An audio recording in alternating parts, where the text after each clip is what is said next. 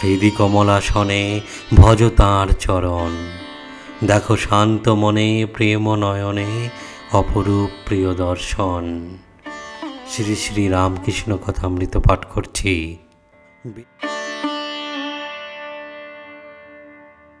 বেদে আছে হোম পাখির কথা।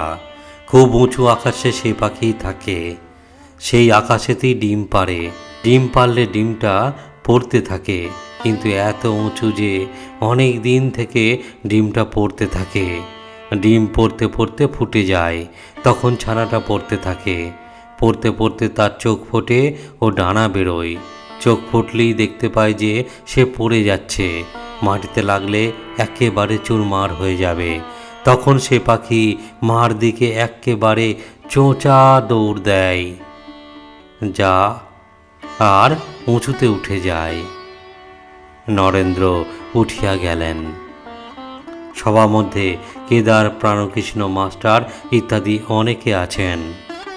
শ্রীরামকৃষ্ণ বললেন, দেখো, নরেন্দ্র গাইতে বাজাতে পড়াশোনায় সব তাতেই ভালো।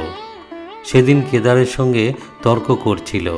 কেদারের কথাগুলো কচকচ করে কেটে দিতে লাগলো। ঠাকুরও সকলের হাস্য। মাস্টারের প্রতি তাকিয়ে বললেন, ইংরেজিতে কি কোনো তর্কের বই আছে গা?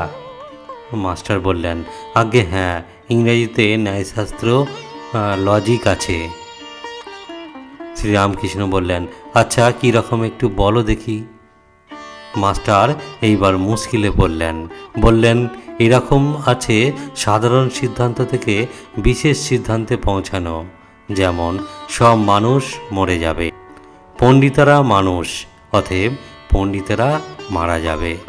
আর একরকম আছে বিশেষ দৃষ্টান্ত বা ঘটনা দেখে সাধারণ সিদ্ধান্তে পৌঁছানো। যেমন এই কাকটা কালো, ও কাকটা কালো, আবার যত কাক দেখছি সবাই কালো, অতএব সব কাকই কালো। কিন্তু এরকম সিদ্ধান্ত করলে ভুল হতে পারে, কেননা হয়তো খুঁজতে খুঁজতে আর এক দেশে সাদা কাক দেখা গেল। আর এক দৃষ্টান্ত, যেখানে বৃষ্টি সেইখানে মেঘ ছিল বা আছে, অতএব এই সাধারণ সিদ্ধান্ত হলো যে মেঘ থেকে বৃষ্টি হয়।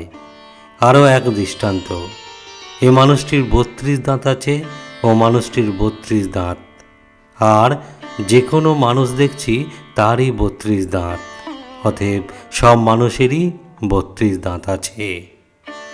এরূপ সাধারণ সিদ্ধান্তের কথা ইংরাজি ন্যায়শাস্ত্রে আছে। শ্রীরামকৃষ্ণ কথাগুলি শুনিলেন মাত্র, শুনিতে শুনিতেই অন্যমনস্ক হইলেন। কাজে কাজেই আর এ বিষয়ে বেশি প্রসঙ্গ হইল না। সভা ভঙ্গ হইল। ভক্তরা এদিক ওদিক পায়চারি করিতেছেন। মাস্টারও পঞ্চবটী ইত্যাদি স্থানে বেড়াইতেছেন। বেলা আন্দাজ 5টা। কিয়ৎক্ষণ পরে তিনি রামকৃষ্ণের ঘরের দিকে আসিয়া দেখিলেন, ঘরের উত্তর দিকে ছোট্ট বারান্দার মধ্যে অদ্ভুত ব্যাপার হইতেছে। শ্রীরামকৃষ্ণ স্থির হইয়া দাঁড়াইয়া রহিয়াছেন। নরেন্দ্র গান করিতেছেন। 2-4 জন ভক্ত দাঁড়াইয়া আছেন। মাস্টার আসিয়া গান শুনিতেছেন। গান শুনিয়া আকৃষ্ট হইয়া রহিলেন। ঠাকুরের গান ছাড়া এমন মধুর গান তিনি কখনো কোথাও শোনেন নাই। হঠাৎ ঠাকুরের দিকে দৃষ্টিপাত করিয়া অবাক হইয়া রহিলেন। ঠাকুর দাঁড়াইয়া নিস্পন্দ, চক্ষুর পাতা পড়িতেছে না। নিঃশ্বাস প্রশ্বাস বহিছে কি না বহিছে। জিজ্ঞাসা করাতে একজন ভক্ত বলিলেন, এর নাম সমাধি। মাস্টার এরূপ কখনো দেখেন নাই, শুনেন নাই। অবাক হইয়া তিনি ভাবিতেছেন, ভগবানকে চিন্তা করিয়া মানুষ কি এত বাহ্য জ্ঞান শূন্য হয়? না জানি কত দূর বিশ্বাস ভক্তি থাকলে এইরূপ হয়। গানটি এমন ছিল, চিন্তায় মন মানুষ যদি চিদাঘন নিরঞ্জন, কিবা অনুপম ভাতি মোহন মূরতি ভকত হৃদয় রঞ্জন। নবরাগে রঞ্জিত কোটি শশী বিনোদিত, কিবা বিজলি চমকে সেরূপ আলোকে পুলকে শিহরে জীবন।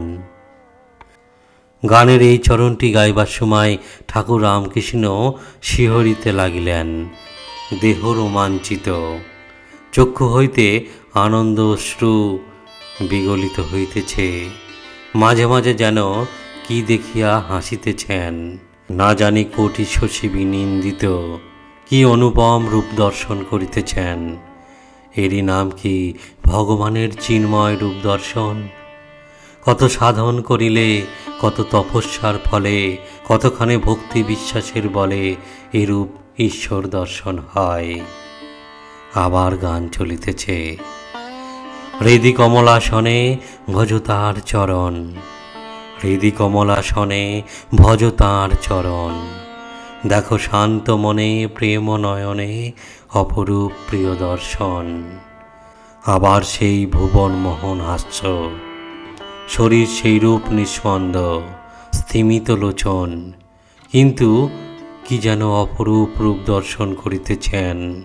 আর সেই অপরূপ রূপ দর্শন করিয়া যেন মহানন্দে ভাসিতেছেন। এইবার গানের শেষ হইল, নরেন্দ্র গাইলেন, চিদানন্দ রসে ভক্তিযোগ বেশে হওরে চিরমগন, চিদানন্দ রসে হায়রে প্রেমানন্দ রসে। সমাধির ও প্রেমানন্দের এই অদ্ভুত ছবি হৃদয় মধ্যে গ্রহণ করিয়া মাস্টার গৃহে প্রত্যাবর্তন করিতে লাগিলেন।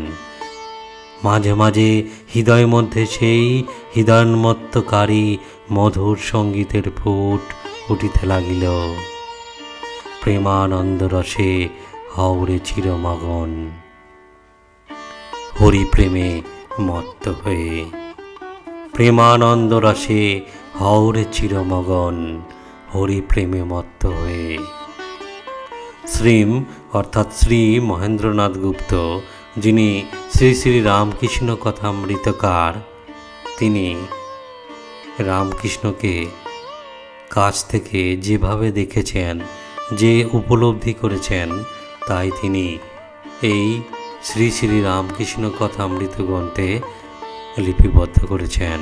ঠাকুর শ্রী শ্রী রামকৃষ্ণ ভক্তের সঙ্গে আছেন, মাঝে মাঝে সমাধিস্থ হচ্ছেন এবং নরেন্দ্র গান গাইছেন সেই প্রেমানন্দ রসে হওরে চিরমগন। সেই পরিপ্রেক্ষিতে আজকের কথামৃত পাঠ।